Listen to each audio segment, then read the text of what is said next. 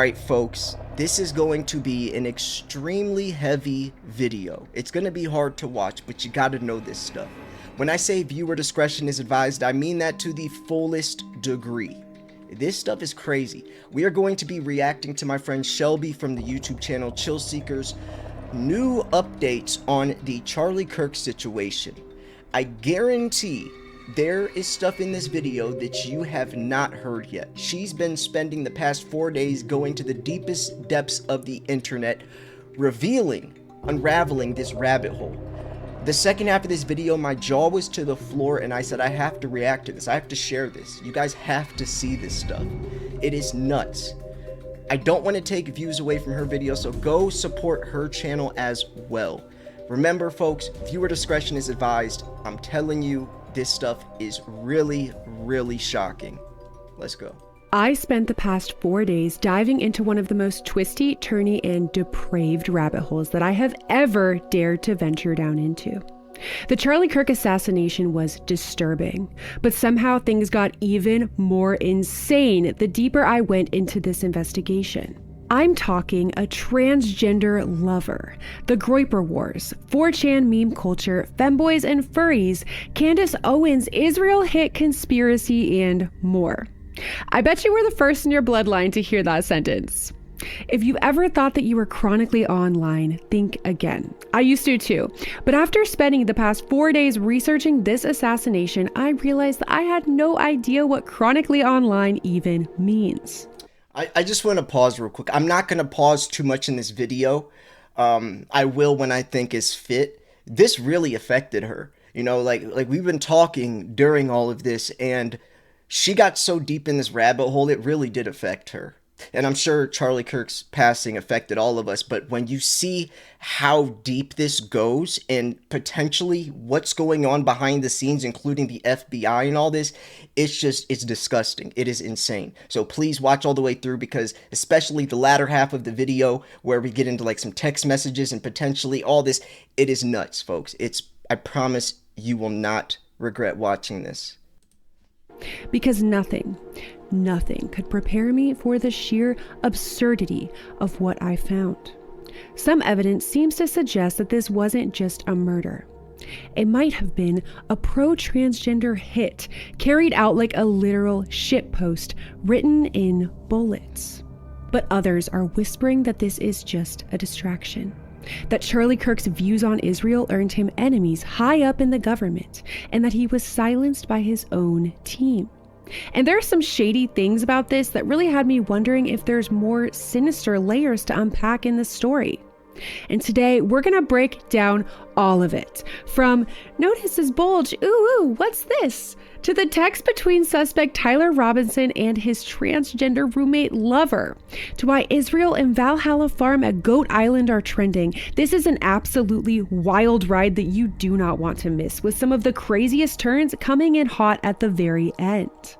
Also, I'm doing a giveaway of this print of a UFO themed oil painting I did when I reached 1,000 subs, so stay tuned for a video on how to enter the giveaway coming after this episode.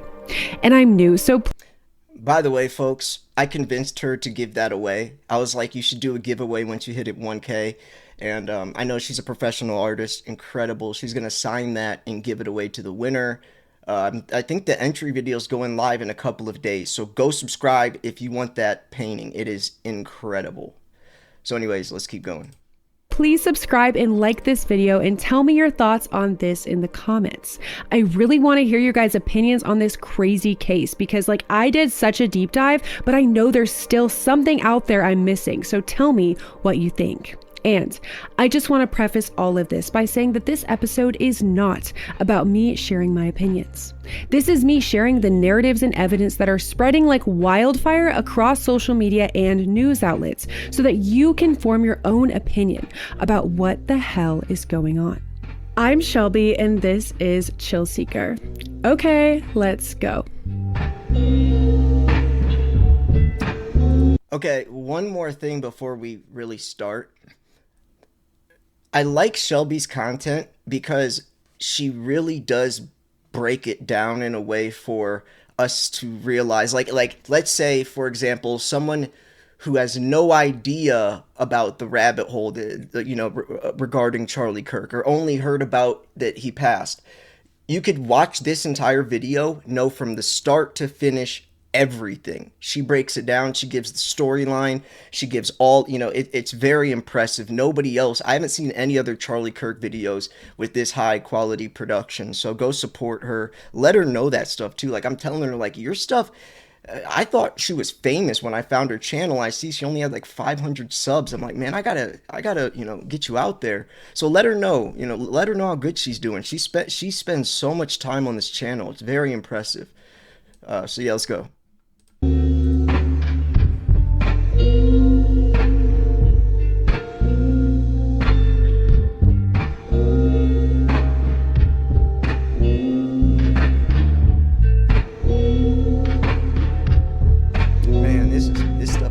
Okay, so let's start with the bullet casings. When investigators collected them, they found engravings of literal memes. On the casing from the bullet that is rumored to have actually killed Charlie Kirk, police found, quote, "Notice his bulges, ... Ooh woo, what's this?" A phrase lifted from a furry role-playing sex joke that circulated on 4chan back in 2013. I'm showing the meme now, and it's been used both to make fun of furries, but also within the furry community. And if you don't know what a furry is, they're basically people who like to dress up in animal costumes for sexual gratification, among other things. There are full-on furry conventions.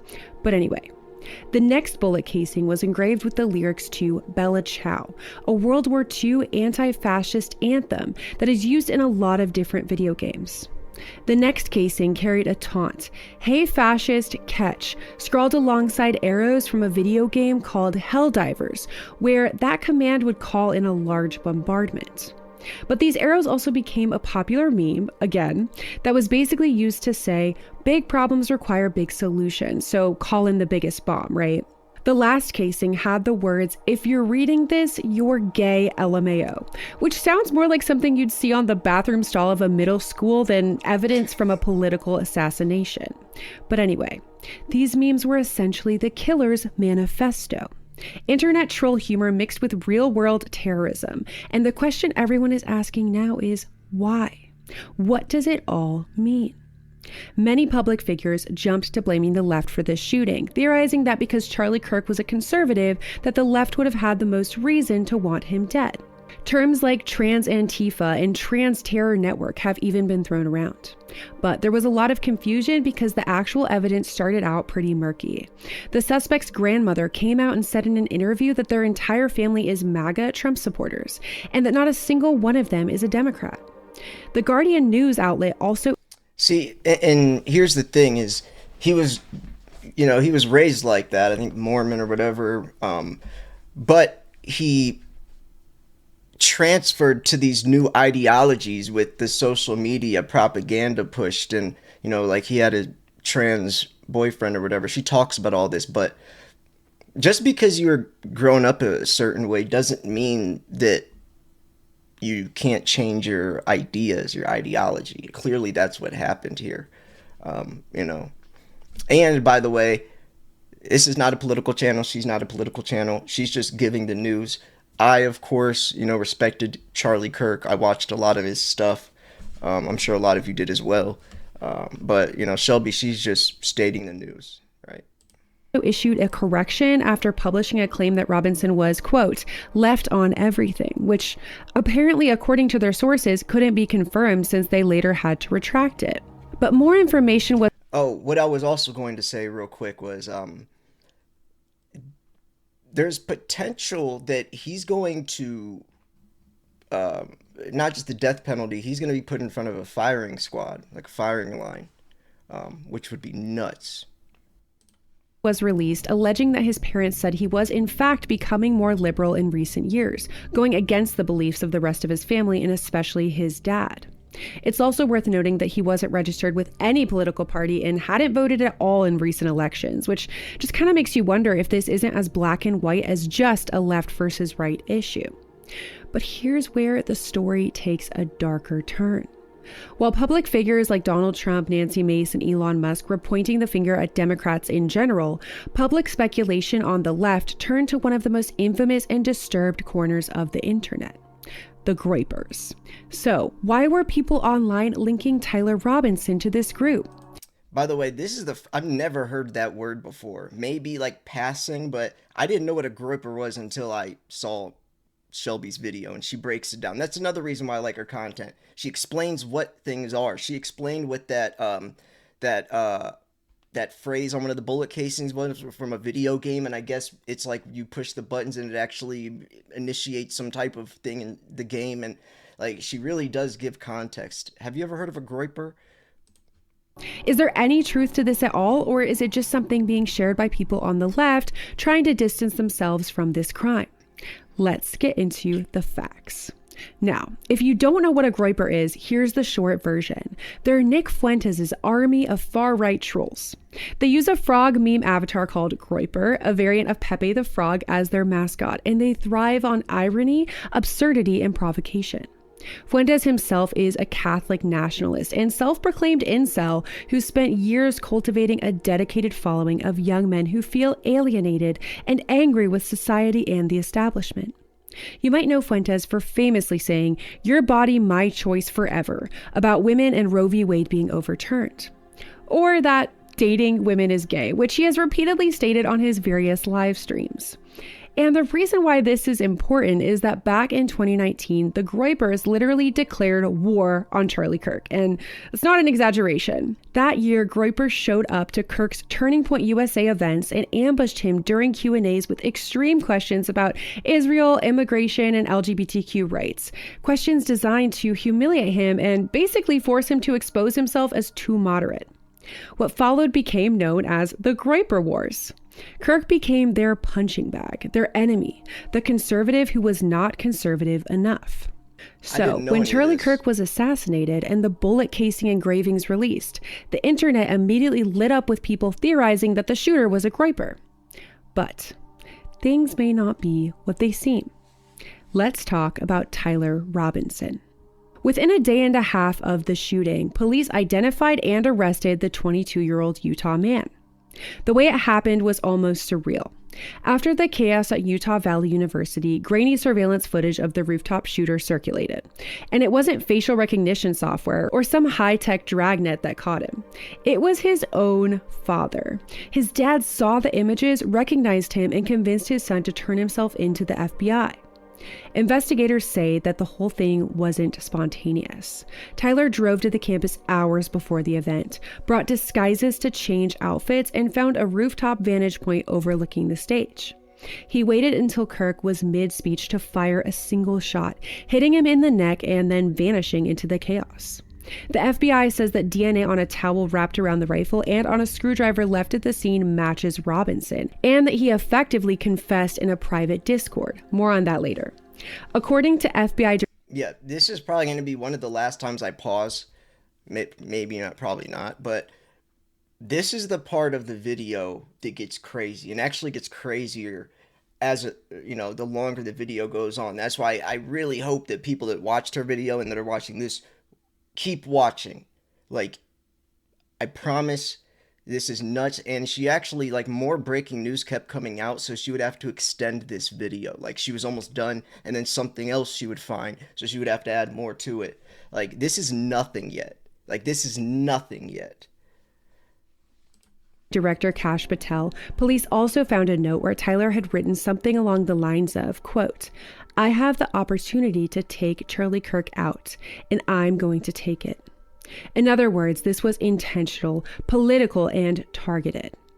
Now, as the details started to emerge, people on the left side of the internet claimed that Tyler Robinson seemed to fit the Groper profile. He was a young white man from a conservative Utah family, grew up around guns, and had an online history with memes and in-jokes.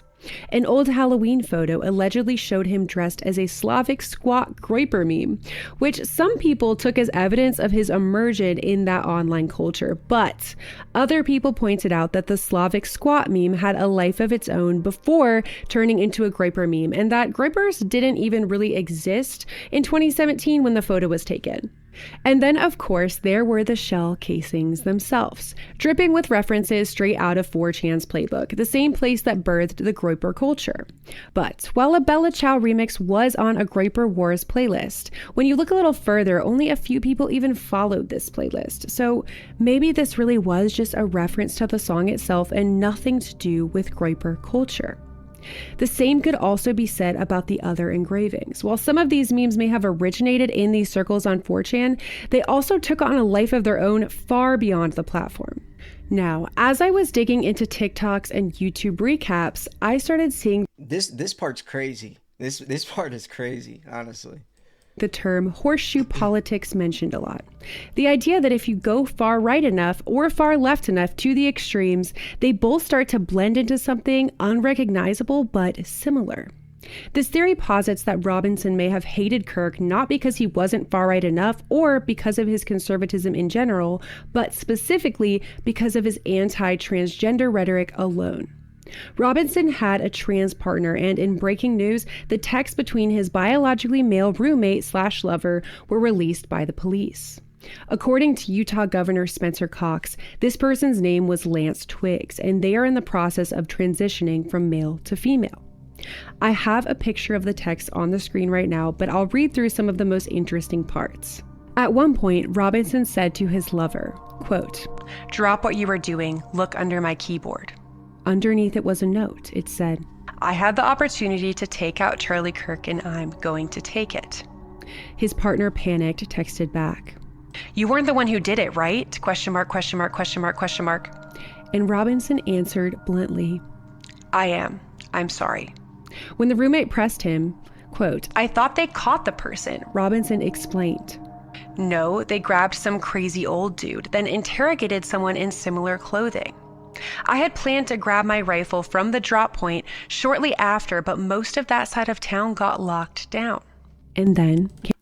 See, here's the thing. This is the text message thread between Tyler and his boyfriend or girlfriend or whatever friend that the FBI released. But people were saying, how, like, this doesn't seem right. People don't text like this. And it is very suspicious.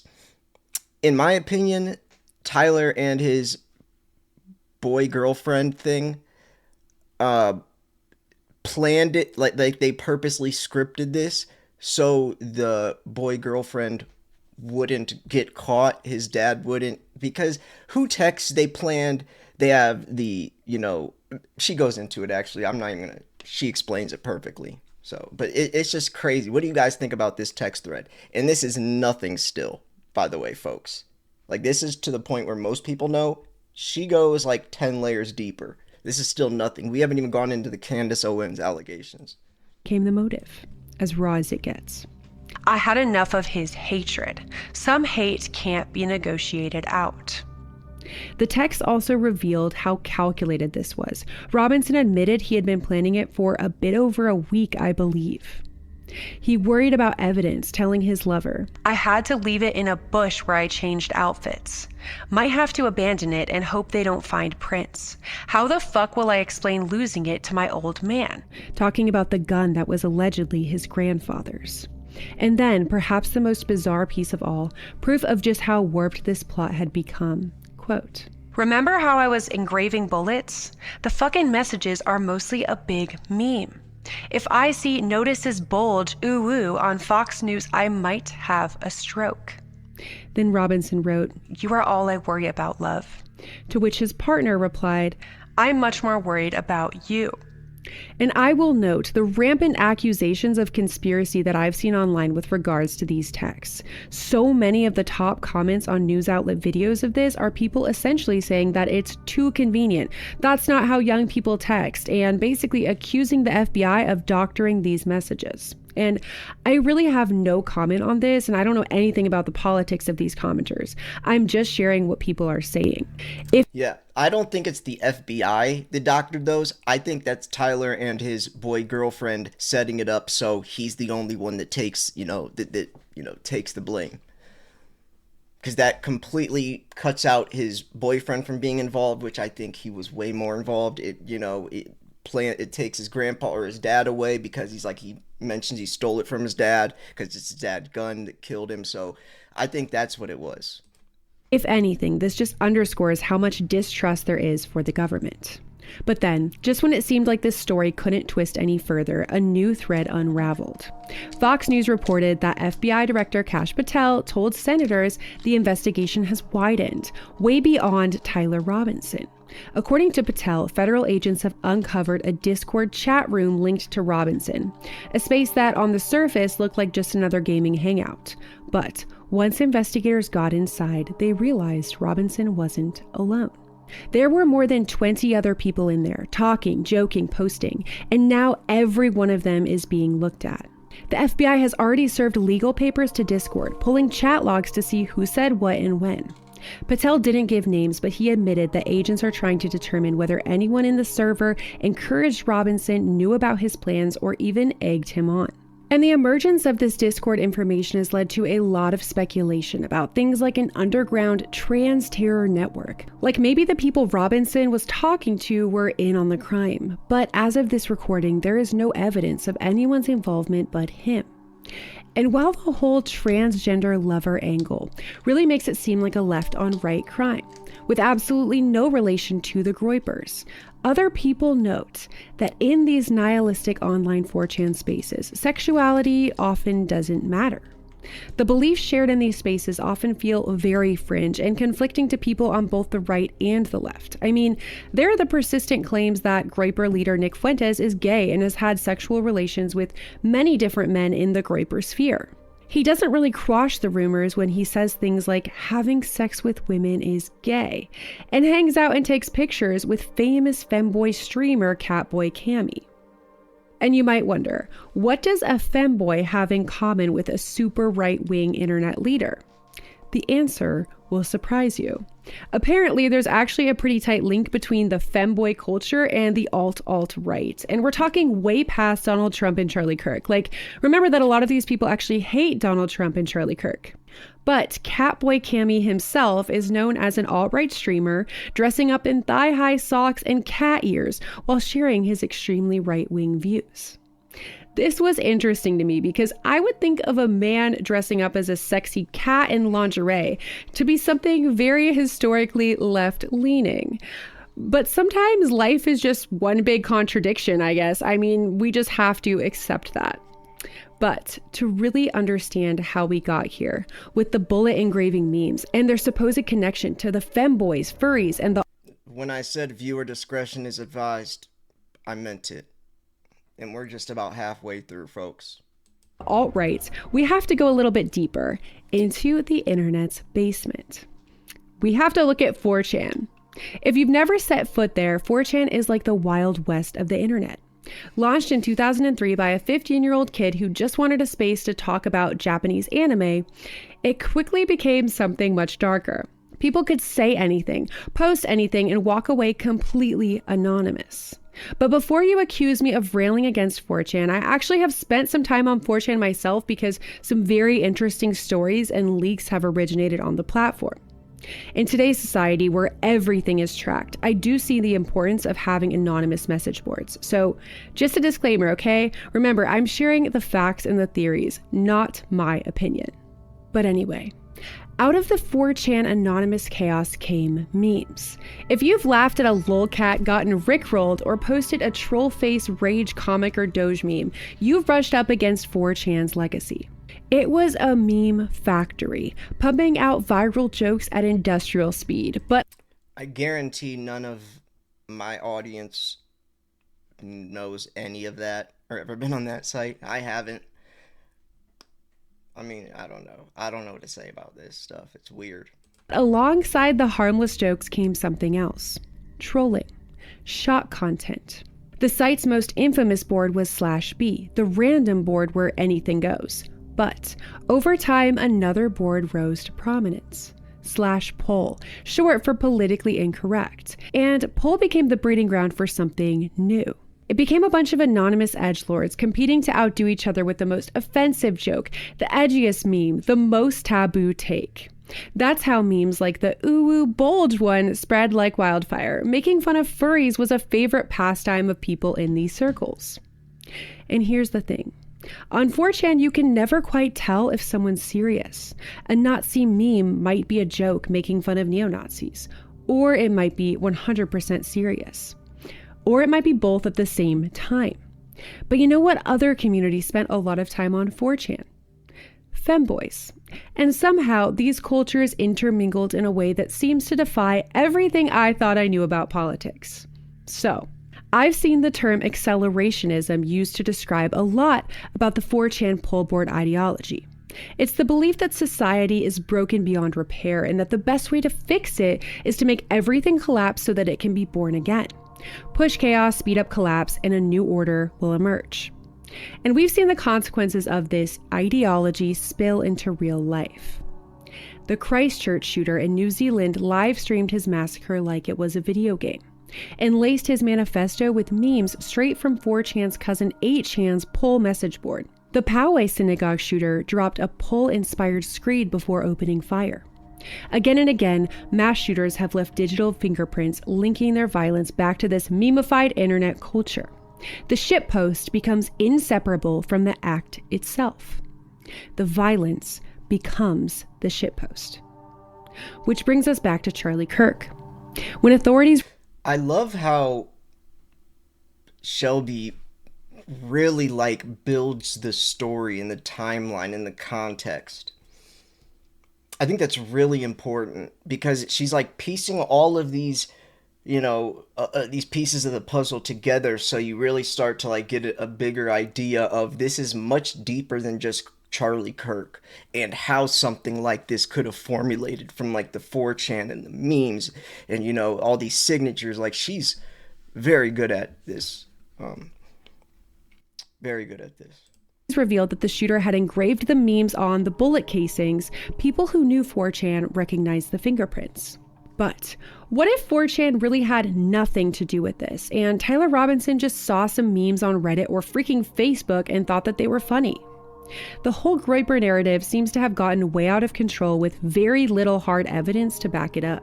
Right now, all we know for sure is that he had a transgender lover. He hated Charlie Kirk and he liked memes and Discord. But this story is far from over, and what we're getting to next is even more insane than anything I've shared with you so far. That's crazy. Just as everyone was starting to wrap their heads around the bullet casings and the transgender roommate, darker whispers started to trend. Other corners of the internet asked, what if Tyler Robinson didn't have a motive at all? What if he wasn't even involved? What if he was innocent, a convenient decoy, arrested to cover up a much bigger conspiracy? And that's where Candace Owens comes crashing into this story like the Kool-Aid Man. Candace Owens is no stranger to controversy. An extremely popular conservative commentator, she made her name as one of MAGA's fiercest culture warriors who thrives on confrontation. Once a rising star at the Daily Wire, she broke from some on the right after her public conversion to Catholicism and her increasingly vocal criticisms of Israel. Owens positioned herself as the kind of figure who didn't just fight culture wars, she lived them. And Owens wasn't some distant colleague of Charlie Kirk. She called him one of her closest friends, and you can see that clearly in the Instagram compilation she posted of their adventures together. Many people online in left-wing circles are talking about how these images have humanized Charlie Kirk in a way that nothing else had to them. She clearly loved him. Within hours of Kirk's assassination, Candace Owens wasn't just grieving, she was mobilizing. Tearful tributes filled her feeds. Raw videos where her voice cracked, her... That video that Candace posted right here, it had 2 million views in the first 2 hours. But... eyes were red. I mean, she's clearly very distraught. Yet, spliced between the morning posts were grainy clips of rooftop footage, questions about strange confessions, speculation about why Robinson surrendered so quickly, why certain details were released and others withheld. In real time, Owens turned her grief into a mission. She announced that she was launching her own full-scale investigation into Kirk's death, and she made one thing very clear. She does not buy the official story. For Owens, the clean narrative, a lone shooter, a clear motive, case closed, was too simple and too neat. She suggested something more sinister, that Kirk may have been targeted not because of his feud with the Groupers or even his conservative beliefs, but because he had begun to quietly distance himself from Israel, a position that clashed with powerful interests inside the conservative movement. See, this gets really deep. I don't know if I want to. Should I talk about this? Because she's about to. I know Shelby's about to mention it anyways, but I'll just let her talk, actually. Owens hinted that Kirk had expressed his doubts in private and that his death might have been an inside job. To her fans, this was explosive, but to her critics, it was reckless. Let's break down some of her most compelling claims so you can decide for yourself. First, we have George Zinn, 71, who was filmed telling police, "I shot him," immediately after Charlie Kirk was killed. Then later, he said he only claimed responsibility to draw attention away from the real suspect. He was arrested for obstruction and released, and cleared of the killing entirely. But Candace had questions. If Zinn wasn't the shooter, then why say it? To help someone get away? To throw off the scent from a larger setup? She doesn't know. And something even weirder is that George Zinn was apparently rearrested for having child sexual abuse material on his phone, which is causing even more speculations about how pedophiles may be involved in this whole weird mess. Like, bruh, what the hell is going on? He also was at 9/11. He was also at like the Boston bombings or something. He was at like 3 or 4 like major events throughout America, and they're saying like that's like a 1 in 2 billion chance that he just happened to be at all these, which that's weird itself. So, and like that, there's evidence, like there's interviews of him mentioning like how he was like at 9/11 or in the towers or whatever, all this stuff. It's crazy. Anyway, clips like this one I'm about to show you have been going viral and fueling the fire even more. In it, it appears to show a student or young man being interviewed by reporters immediately after the shooting, before being forcefully pulled away in silence with some kind of altercation ensuing. Okay, so here it is. I was standing from probably the 3rd row in the bottom. I heard the shot ring out. I looked to my left, and then I looked over to my right. I saw him slump over in his chair forward. He slumped over. He had blood coming from the left side of his neck, down his shirt, and he slumped over and he was carried off. Jeff, we're not doing it. I'm sorry. Brother. Get off me! We're not. Get off me! Emotions are running high right now. And this looks weird. People are asking the question, who didn't want him to talk and why? Right. And then there's Candace's motive. In the last 2 years, she'd broken with parts of the right over her criticisms of Israel. And now she's suggesting that Kirk had also been turning on Israel near the end of his life, and that powerful allies didn't like it. While Kirk had previously been pro-Israel and even said things like Palestine doesn't exist, we can see in this clip where he voiced some more seemingly pro-Palestine, anti-Israel rhetoric. And actually, Netanyahu was like one of the first people to tweet about Charlie's passing, like before a lot of like mainstream media even covered it. And in Israel, it was like the middle of the night when this happened. So people were like, how did he know so quick? And wouldn't he be asleep? Like, so that was weird.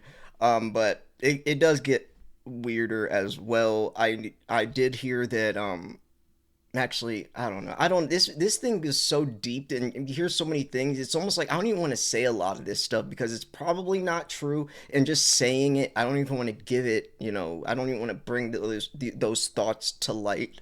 But who knows, really? The fact is now Bibi and the Israeli hard right government has a mandate. I gotta be careful the way I say this. They're gonna try to ethnically cleanse Gaza. Yep. I mean, I don't use that term lightly, okay?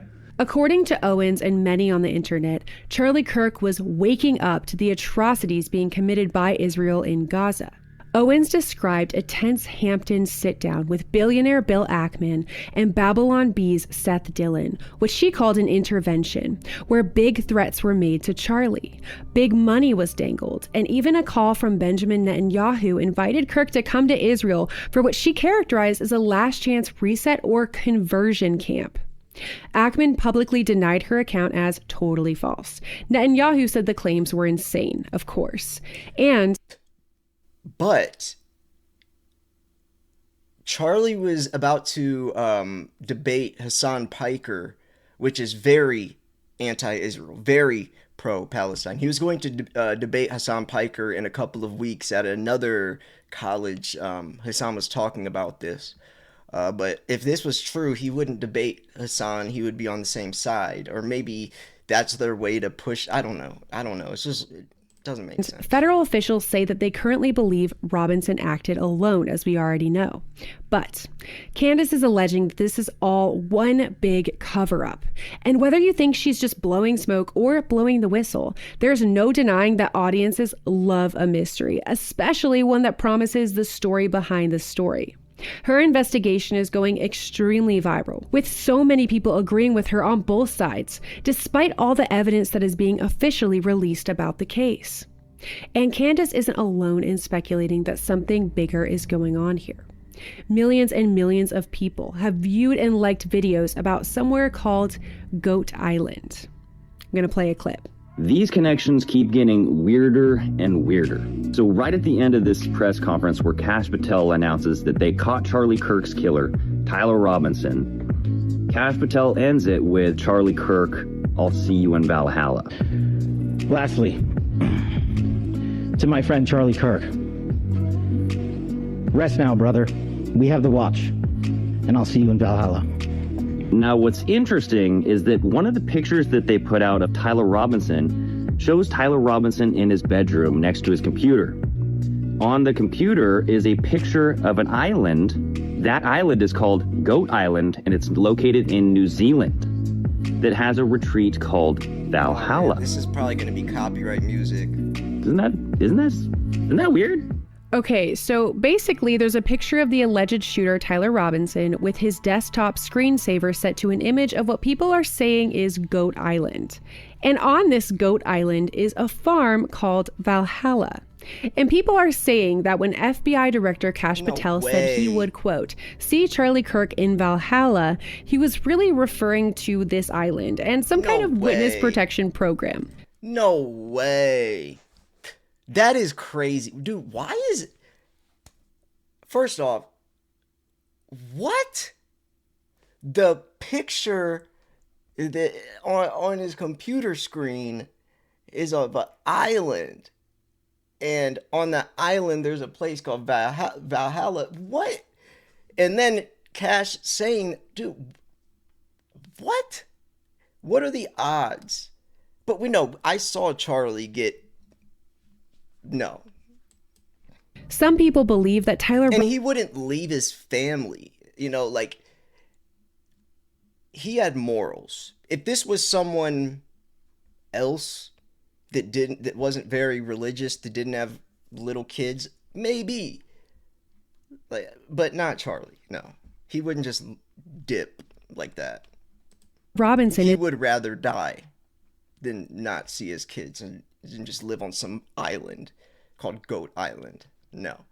Is in cahoots with the government, while some people think he's just a patsy who was framed. And of course, as in any high-profile assassination, people are suggesting that Charlie Kirk is still alive. And hold on. Why would Tyler Robinson be posting a picture of Valhalla if Charlie would be? That wouldn't even make sense.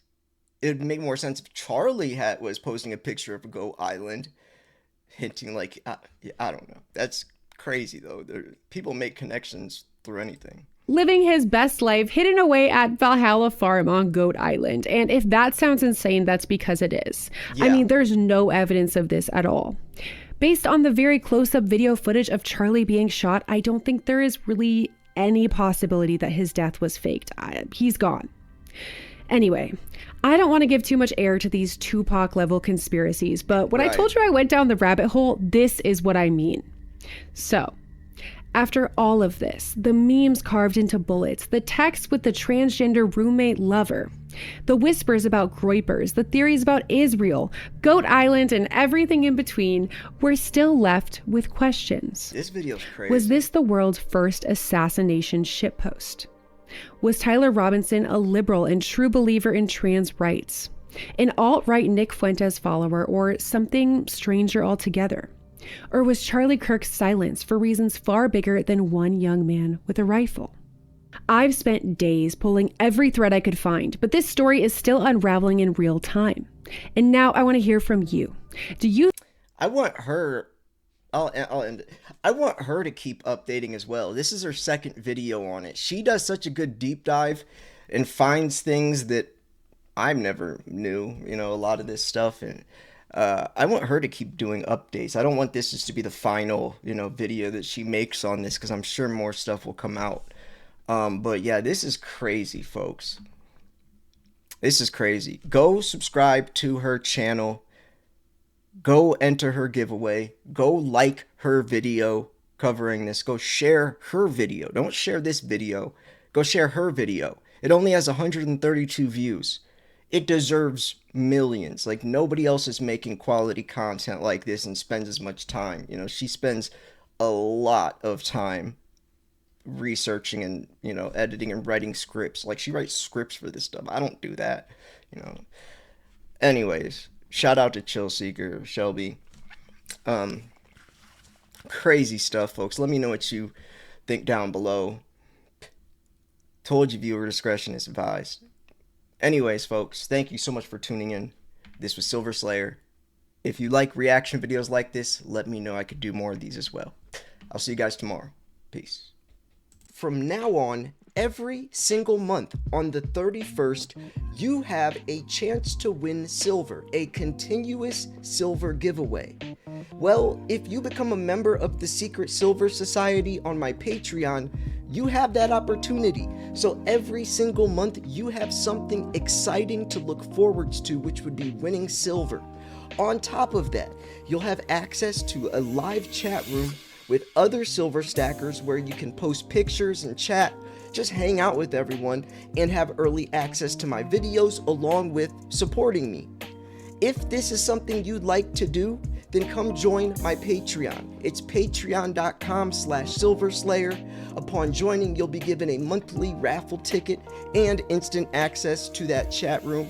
Go introduce yourself. Everyone is super nice, and it's more personal and intimate than a YouTube comment section. Folks, I'm so excited to announce that I've partnered with American medical experts, whose purpose is helping veterans get the medical benefits that they truly deserve. Over 17 million veterans aren't receiving their full benefits, and if this is you or someone you know, then act now. American medical experts are offering free consultations through our med team to see how we can help. The med team offers board-certified doctors who have experience working with the VA, comprehensive medical evidence for services like mental health as well. Some of these include your Nexus letter, your DBQs, your TDIUs, your AAs, and more. I want to personally thank American Medical Experts for helping veterans, but also giving me an opportunity to help veterans as well. Click the link in the description or the pinned comment to get a free consultation through our med team. Thank you so much for listening,